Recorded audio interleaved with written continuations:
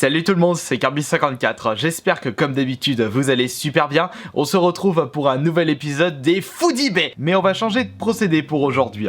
D'habitude je vous fais un petit référencement des prix les plus foldingues présents sur le site. Mais pour cette vidéo, on va regarder en détail les ventes réussies les plus foldingues. Certes, il y a moins d'abus sur les ventes réussies par rapport aux annonces présentes sur le site, mais on peut s'attendre à des moments à se poser des questions et à se demander mais il n'y a pas comme un petit bins au niveau du prix. Sur cet épisode, j'aurai besoin de votre aide pour répondre à mes questions. Lors de ma petite recherche sur les ventes réussies d'eBay, je suis tombé sur des annonces où il était impossible pour moi de comprendre pourquoi un tel prix. Donc n'hésitez surtout pas à m'aider lors de cette vidéo via l'espace des commentaires et n'oubliez surtout pas le gros like sur cette vidéo. On va commencer avec un petit objet en rapport avec Horizon Zero Dawn. D'ailleurs je l'ai terminé récemment ce jeu, il est bien mais il n'est pas extra. Mais ça reste un très bon jeu. Et l'objet en question n'est autre qu'un artbook, The Art of Horizon Zero Dawn, limité à 300 exemplaires encore neufs. De ce fait, cet objet est hyper rare. Et pour une personne qui recherche absolument tous les objets en rapport avec ce jeu vidéo, il va falloir le mettre un petit peu le prix. Car cet objet a été vendu à 360 €. Pour un artbook, c'est la première fois que je vois un prix aussi haut. D'habitude, je vois des artbooks passer à 50, 60 €, mais allez, peut-être 100 € s'il est encore neuf, mais ça n'a jamais dépassé les 100 € et c'est la première fois que je vois un prix aussi haut pour un artbook.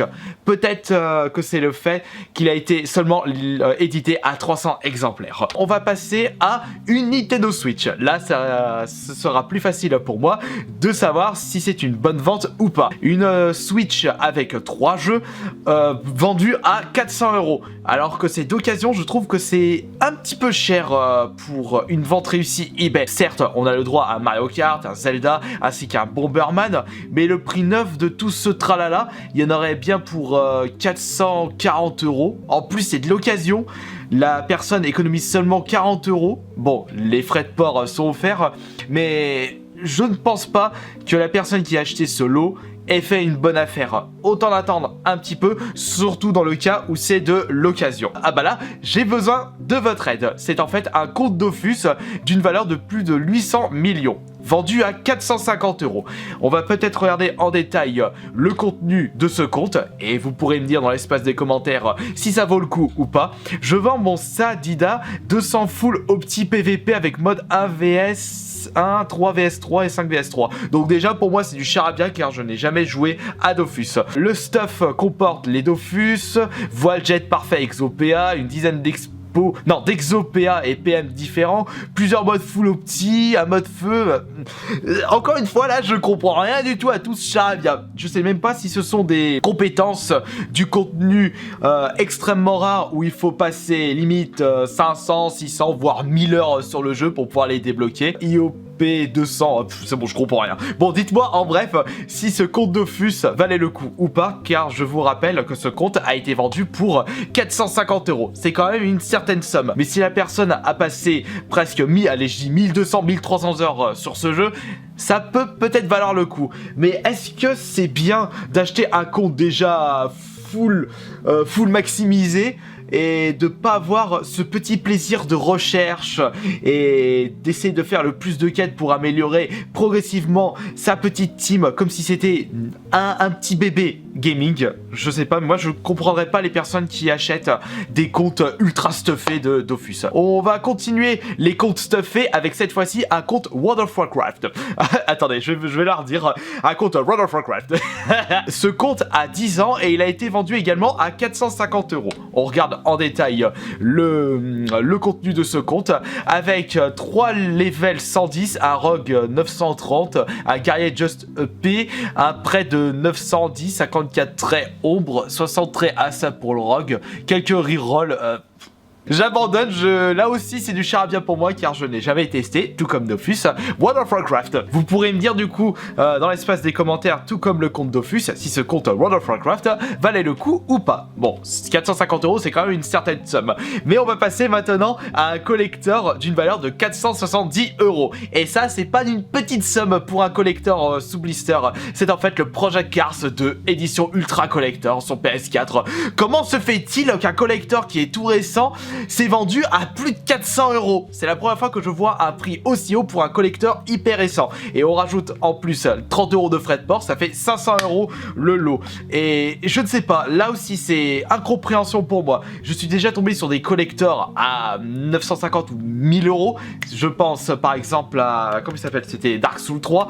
Mais est-ce que ce Project Cars 2 était tout aussi limité que Dark Souls 3? Je parle bien entendu du collector. Faites-le moi savoir dans l'espace des commentaires. Mais personnellement, je ne mettrai jamais 500 € pour un collector qui vient à peine de sortir. J'ai déjà un petit peu pleuré pour avoir mis 120 € pour le collector de Sonic Génération à l'époque pour les 20 ans. Alors, mettre 500 € dans un collector hyper récent, non, c'est niette pour moi.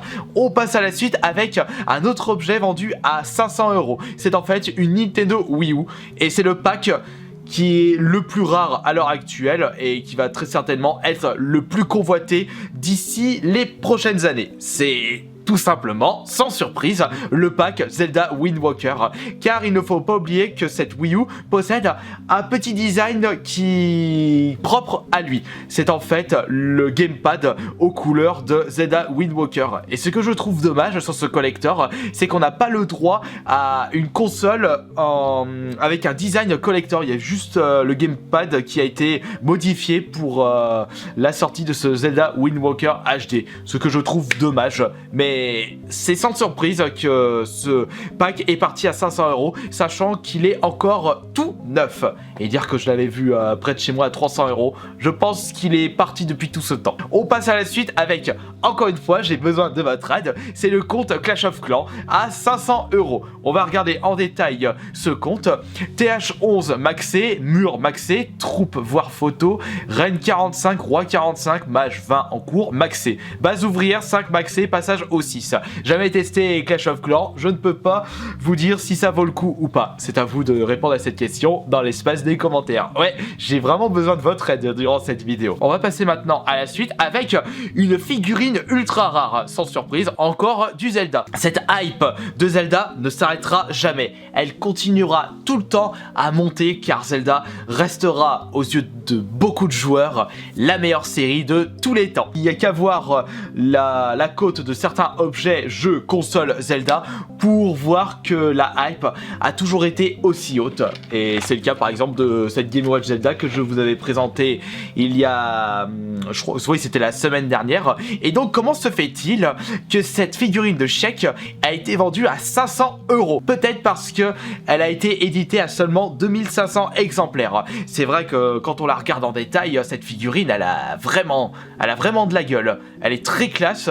Après il faut voir la taille aussi, si elle est grosse, grande, si elle est petite. Oh, je pense pas qu'elle soit petite au vu de la taille de la boîte. Oh, ça peut être peut-être une toute petite boîte comme ça, mais ça peut être également une grosse boîte. Je pense très certainement que c'est une grosse boîte. Ensuite, on va passer à une incompréhension, mais je pense que c'est un faux coup de la part d'un vendeur pour pousser les gens à acheter cette console qui n'est pas au prix normal. C'est en fait une PS4 Pro 1 Tera, une console qui était sortie à 400 € son prix de base et il a été vendu à 527 €.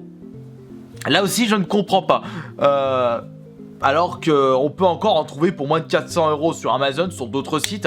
Comment se fait-il que cette console est partie à 527 €? Je pense très certainement que c'est un double compte de ce vendeur qui a fait exprès d'acheter sa propre console pour pousser les gens à acheter le deuxième qui est disponible. De toute façon, il faut faire très attention à certaines ventes réussies sur eBay, comme je vous le disais en début de vidéo. On va continuer les statuettes Ultra Collector avec cette fois-ci une statuette Dragon Ball.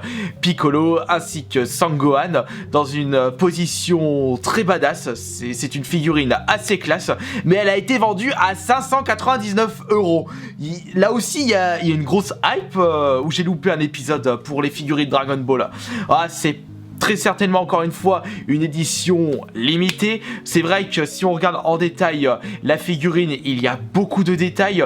Elle a l'air d'être vraiment pas mal. Je pense que j'avais déjà vu cette figurine en vrai quand j'étais au Hero Festival l'année dernière. Et en parlant de ça, je ne serai pas au Hero Festival ce week-end. Vous avez été beaucoup à me poser cette question sur le PSN, en commentaire ou sur Twitter. Malheureusement, j'y ne serai pas cette année. Désolé, peut-être pour l'année prochaine, je vous ferai un petit bilan de mes prochaines conventions, un de ces quatre, sur Twitter. On continue maintenant avec... elle vient à peine de sortir, cette Xbox One édition Scorpio, une édition limitée, je vous rappelle. Je ne sais pas il y a eu combien d'exemplaires de cette console, mais son prix de base était de...